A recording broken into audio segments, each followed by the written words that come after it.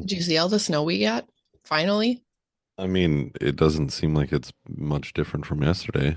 It's several Yet, inches. I mean, it's coming, but we're supposed to have more. Oh, I don't know when it was supposed to go to what the storm was saying. I know it's like all day. Yeah, I Yeah, know. We have the writers group meeting today, yeah. and I have an out of town person presenting. So, Oof. Well, we got like 5 inches. Was it last Monday? sure. Something like that. We got 5 inches previously, and now we're looking at another 6 inches. So Which is more good. snow than we've gotten all year combined. Mm-hmm. February, man. I don't know what's up with it, but we always get slammed with snow in February. I'll take it. I mean, No. I I don't like what it does for traveling and how dangerous it makes it. Yeah. Like that, I understand. But your nephew has been asking to build a snowman literally since October, Oh, and there has been no snow. And every well, time now. it snows, it's like half an inch. I'm like, Yeah. can we build a snowman? No, no, sorry. Now he can. Now you can. Well, Um, I don't know. I haven't checked the consistency of the snow, but he can yeah, play in it if nothing else. right. I had a boss a few years ago back in 2019, and he'd been from all around the country and like Texas, Pennsylvania. He was from Oregon before that. He was in the Navy, so he was around a lot. Mhm. Came to Wisconsin. His first year here, he lived in an apartment complex, so he didn't have to take care of the snow.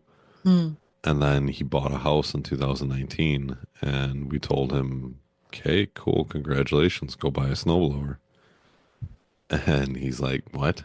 Like, just do it." So he went out and bought this huge snowblower. I mean, like heated handles, like 1,000 cc, like this huge monster, headlights and blinkers, and all that kind of stuff. And we got into January and we had trace amounts of snow the whole time. And he was pissed. He's like, "You guys, I just went out and spent like $3,000 on the snowblower." He's like, "What the heck?" We're like, "Just wait." And that February, we got 48 inches. He's like, "Oh, okay. This is what you were talking about." Well, all right then.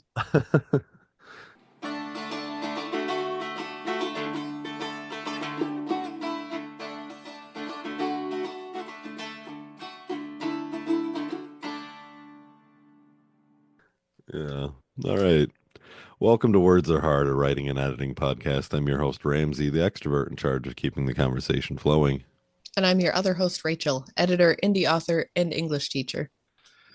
Don't forget to review the podcast and tag at least two friends for your chance to win fabulous Words Are Hard merch for our 1,000 listeners giveaway. Yeah. Good contribution, Rachel. I wrote that. Well, sure. That's my contribution. All right. Well, today is episode 30. Woohoo.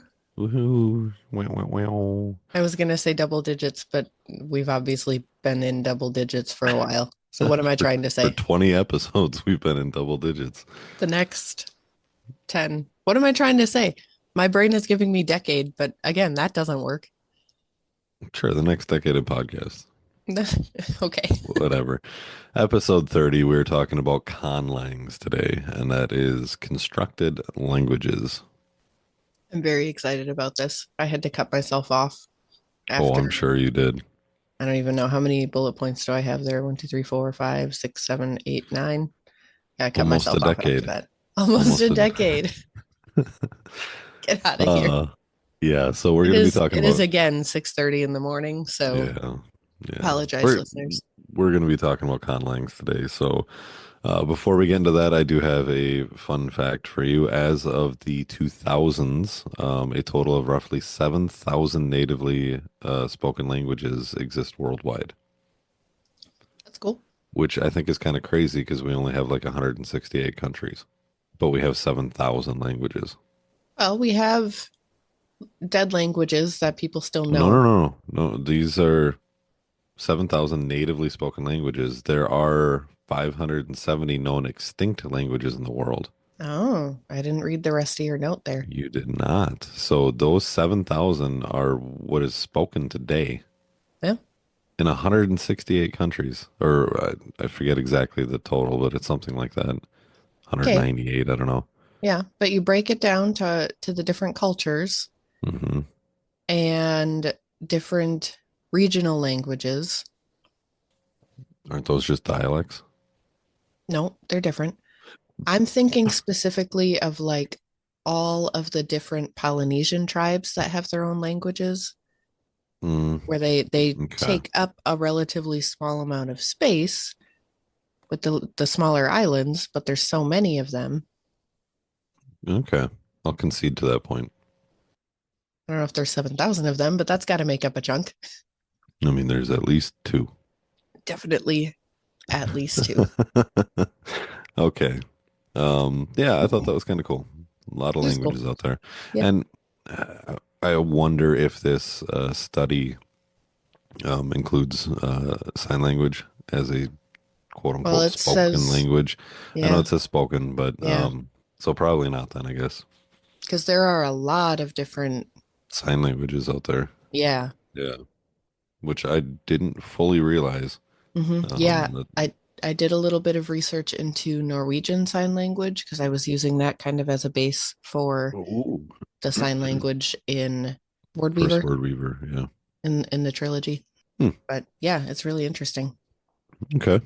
All right. Well, let's move along and hit up our main topic, conlangs. So I know Ooh, you're just chopping at the bit to get going on this one, so why don't you take it away? I am so excited. I love this topic. So, how to make a conlang, whether for your own enjoyment or for the purpose of a story. The very first step is figure that out. What's your purpose in making this conlang? Because that will determine how in depth you need or want to go. Okay.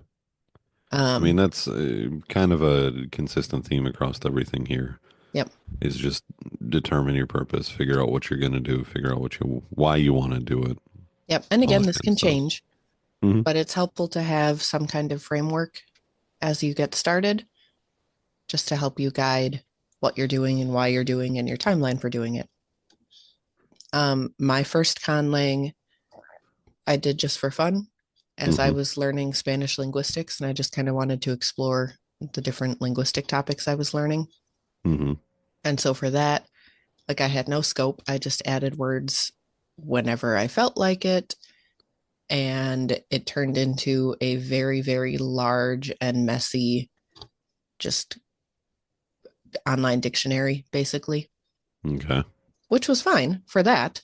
But it Hmm. would have been incredibly difficult to work out any kind of useful, like finding terms that I wanted to use was very difficult if I had wanted to use them for any specific purpose. Okay. So after you've determined your purpose, before you start actually creating your conlang, I would suggest doing some research into other conlangs. There are lots and lots of ones from literature and from movies and TV shows. Tolkien, obviously. We can't talk Hmm. about conlangs without talking about Tolkien. Sorry. Absolutely drink up. Take a drink. But all of the different ones in Star Trek, those are full languages. Well, and it just, as you're talking about that, it makes me wonder if those 7,000 spoken languages that exist, if those do include I do wonder that because um, there are people who are fluent in Sindarin and Klingon High and Valyrian, yeah, Elvish. well that Sindarin is Elvish, but yep. Yeah, okay. Didn't know that, but so I do wonder if that counts to the 7,000 languages.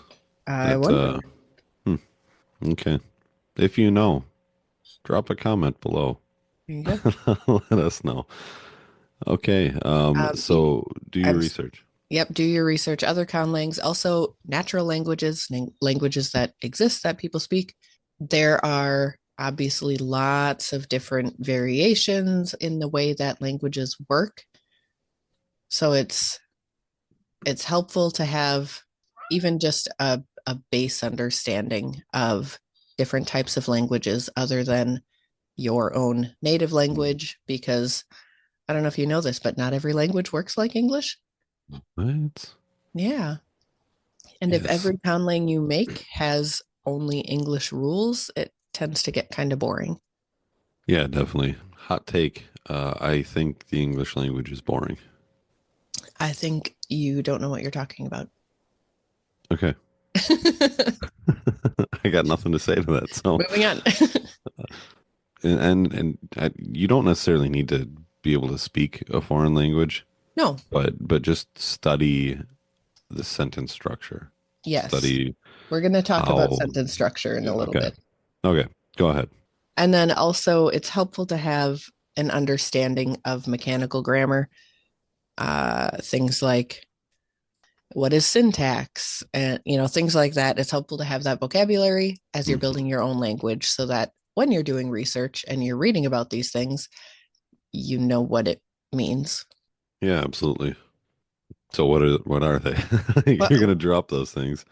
I would love to have just a mechanical grammar episode.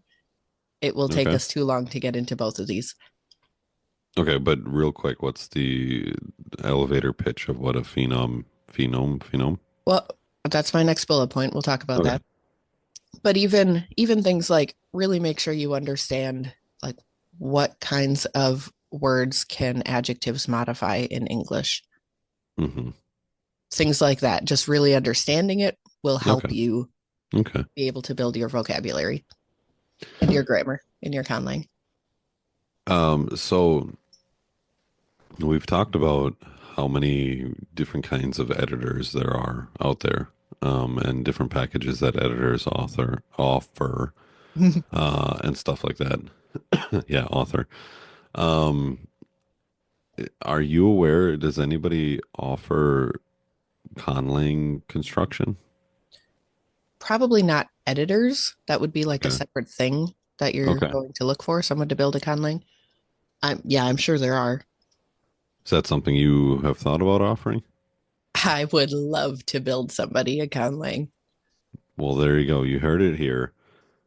Reach out to Rachel at her website, send her an email, see what you Good, guys can work out together. good stuff. That would make me Yeah. very happy Okay. because it takes a lot of time. It takes a lot of Yeah. research, Yeah. depending on how deep you go into this, and we'll talk about that a little bit too. But that goes back to your purpose. If you only want to include just a handful of words and phrases, okay, maybe you don't need to go quite this deep. No, just make up some stuff. I, sure, but still do kind of basics of Well, these different okay. steps Yeah.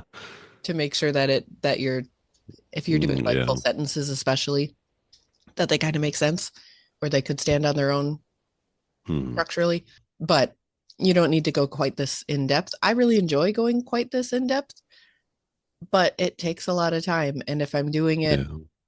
I'm at the point now where I don't have time to do this on my own as a hobby for no, you know. But if someone wanted me to do it for them, There you go. that's my excuse. All right, moving right along to phonemes. Hmm. Phonemes are basically the units of sound that make up words in a language, Okay. represented by letters. But we have like the PH makes an F sound in English. Yeah. That would be its own phoneme. Okay. So when you are constructing your language, you need to decide on which phonemes are going to be in your language Hmm. before you can settle on spelling. Okay. So this is kind of the pronunciation of written word. Yes. Okay. And again, depending on how deep you want to go into this, you could also consider creating your own alphabet and script for your language. I tend to not do that because all of my languages are quote unquote translated Hmm. into Latinized using the English alphabet Hmm. in the story because I'm making them for my stories. Yep. So there's no point for me in having its own script because I'm not going to write that anywhere. Well, yeah. How do you even do that? How do you even put that into a book? Well, you can. You can develop your own Oh, script and you can have that in the book. I mean, it's in Lord of the Rings. You have the Elvish script. no, all right, I suppose. So, and other authors do that. Hmm. I just don't. But once you've developed your phonemes, you know what kind of sounds your language is going to make, what kind of what the words will sound like. Hmm. Then you get to move on to my favorite, which is the syntactical system, Syntactical. word order. Okay. So there's a few, the most common ones are subject, verb, object. Right? You Hmm. have your subject first, then your verb, and then your object. And this is English. Yes, English is Yes. subject, verb, object. Okay. You also have subject, object, verb. Hmm. You have a few that are verb, object, subject. And this is like the rest of the world. Many other languages, Yeah. yeah. So subject, object, verb is actually the most common. Yeah. That's, I Um, mean, your Germanic languages. no, Uh, no, I Germanic guess it's kind of a subject, combination of verb, the two. object tends to be, yeah, but like Japanese is subject, object, verb. Okay. Greek, a whole bunch of other Hindustani, Latin, Hmm. Okay. subject, verb, object, Arabic, Chinese, Hebrew. You have a lot of different languages that do that. You even Hmm. have verb, subject, object. Filipino is like that. Okay. Scottish, Gaelic, Irish. So we're talking, Rachel plays with the ball. Yep. Yep. So then other languages are going to be, Ball, Rachel Rachel. plays, y- or plays Rachel Yeah. the ball. Yep. Right. Yeah. Yep. So determine how you want to do that. And those are the three I would start with: your Hmm. subject, your verb, and your object. And not every sentence has an object, but that at least will give you an idea of the basic structure. And Yeah. then you can figure out things like order of adjectives. Are you going to have your adjective before or after the noun it's modifying? Hmm. Things like And that. see, this is where I was saying that I think English is boring, is the syntactical layout.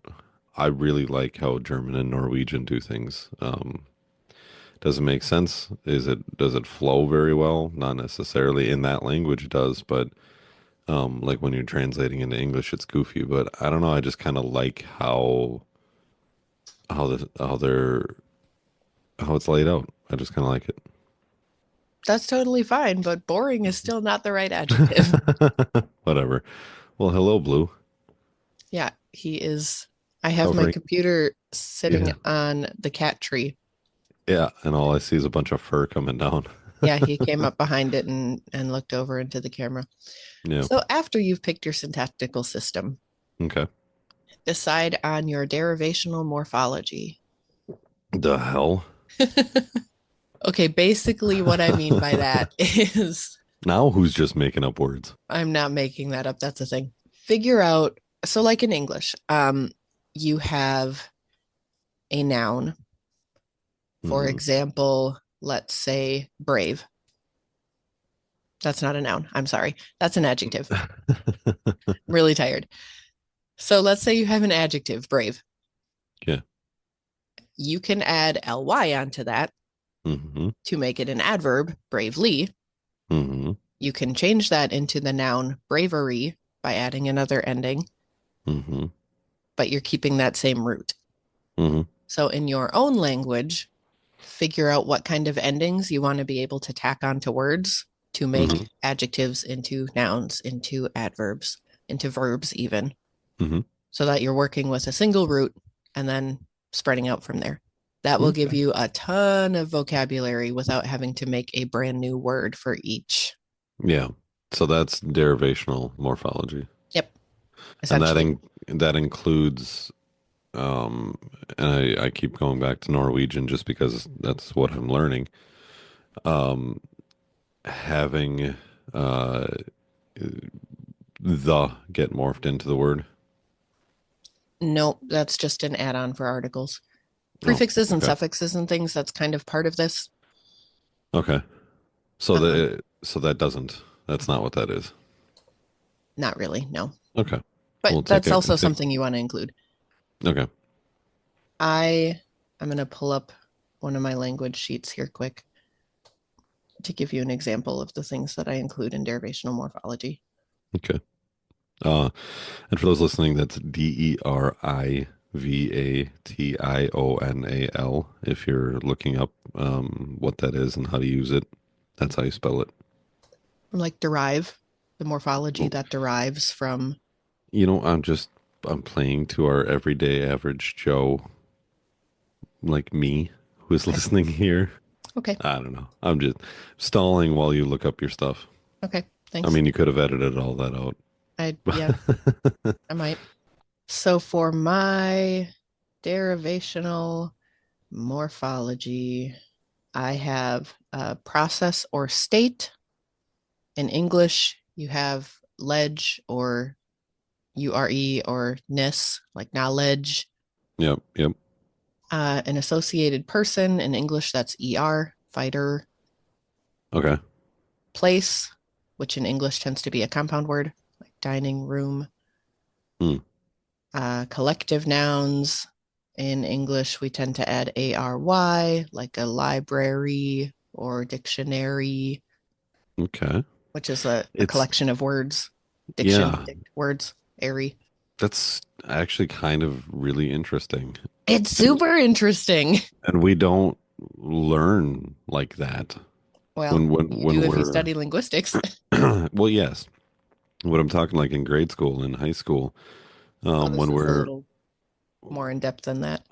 but I know it's just more useless crap that they teach you in school, but like I really kind of think that this should be taught. Like, I do teach some of this as part of spelling, word parts and what they mean. You probably just yeah, don't remember. well, probably, but I think that could help people get a better understanding of words, and Hmm. um, I think that could be beneficial, Hmm. and that And might make, then, yeah, go ahead. well, you can play with them because in Yeah. English, the ending for a tool, like a hammer, Hmm. is which is the same as the ending for an associated person, a fighter, a hammer, borer. It's a thing that does another thing, or a person that does another thing, which is Hmm. really interesting. And you can make Yeah. those kind of connections as well in your own language. You don't have to follow what English is doing. In fact, I would encourage you to not follow what English is doing. Make your Because own it's boring. connections. No, it's not boring, but be imaginative, be creative, be like, Yeah. well, what Yeah. if this had this instead? And it's fun to do. I have a whole list. I'm not going to go through them all, No, but that's fine. I think if you guys have ever watched Firefly, it doesn't have to be a complete language either. Meld them together, like Firefly did. So Firefly, they had a English Chinese hybrid language that they made, and they I don't know if you can say that it was a hybrid language because they well, basically okay, just substituted some words in. the swear words, I guess they just kind of substituted for Yeah, that's a not made really up. the same thing. Okay, but I mean, Sorry. play with that. You can do that too. You Yeah, don't necessarily have to make a completely new language. Just you know, sprinkle in a little flair here and there with some things. right. If you're only doing a handful of words that aren't Hmm. connected to anything else, yeah, you can just make up a handful of words. That's totally fine. Which is Yeah. why, again, determine your purpose at the beginning, know how much you need to Mhm. do. After you've figured out your derivational morphology, then you can build your vocabulary. Just start making up words. There are a few different ways to do this, I guess. Hmm. I tend to build my vocab. I tend to build my Vocabulary. shut up. I tend to build my vocabulary around my derivational morphology. Hmm. I pick a word and then I think of however many related words I can. I also tend to base them around names. So, what do I want Okay. these names to mean? And then I Hmm. build the vocabulary based on what I want the names to mean. Okay. Other people I've seen will do a like a word generator, but you can take your phonemes. You can input your phonemes and it will generate random combinations of letters. Okay. And you can take those and make those your words and then just assign meanings to them. Oh, okay. And then just make sure that they match your morphology. Interesting.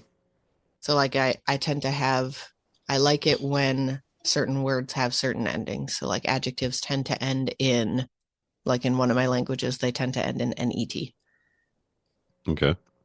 So if you have a random collection of letters that you like and then you tack net on at the end, there you go. You've got an adjective. Okay.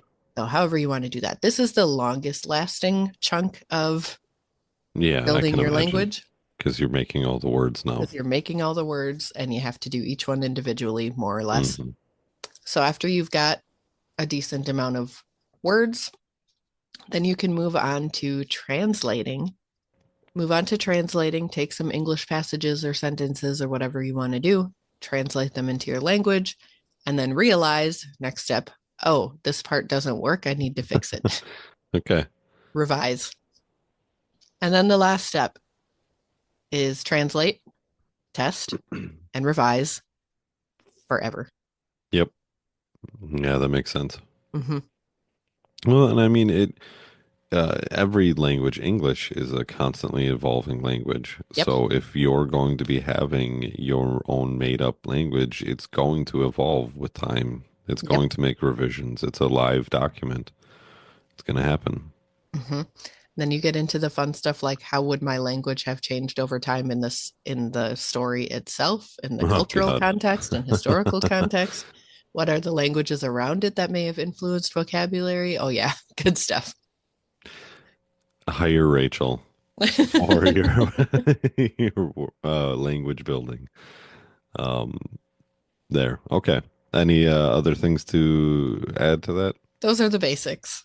Okay. Well, I'm sure we're going to come back to this. This is going to be a repeat topic probably a couple times. Maybe even we have a guest at some point. Tolkien's son. I don't know. Um, All, yep, that's okay. um, yeah, we'll bring this one up again. So, with that, let's move on to our word of the day, and that is. Today's word of the day, continuing this idea of conlangs and building words, is discombobulate. I like that word. It's a great word. Discombobulate means to embarrass or to upset. Hmm. Here's the thing you probably didn't know, though. It was made up in 1834 Much newer than I would have imagined. by a bunch of Americans. This was a fad. They would make up Oh, Latin sounding words. I did know this. Yeah, they Yeah. would take prefixes and suffixes and roots from Latin Hmm. and squish them together with American words. Yeah.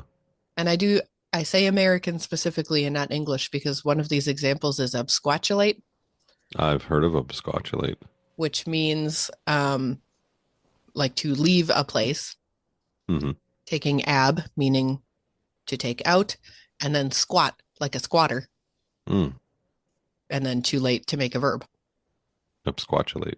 absquatulate. That should have been the word. Well, Discombobulate. discombobulate is the gateway into these other, Oh, okay. Oh, it's a gateway word. it's a gateway word. Oh, you be careful with those gateway words. I know. Confiscate is another one. Confiscate? Really? Confuscate. Oh, confuscate. Yep. Okay. So yeah, that Hmm. it came about as part of a fad. I like it. Isn't that great? Trendsetters. Trendsetters. Yep. Okay. Yeah, okay. I like it. Discombobulate. All right. If you enjoyed the show today, make sure to subscribe and leave us a review. Share it with your friends or someone who needs to learn some grammar. You can also sign up for Rachel's editing newsletter at rosedeanediting.com. That's ROSEDENE editing.com to get your free 7 steps to line editing checklist.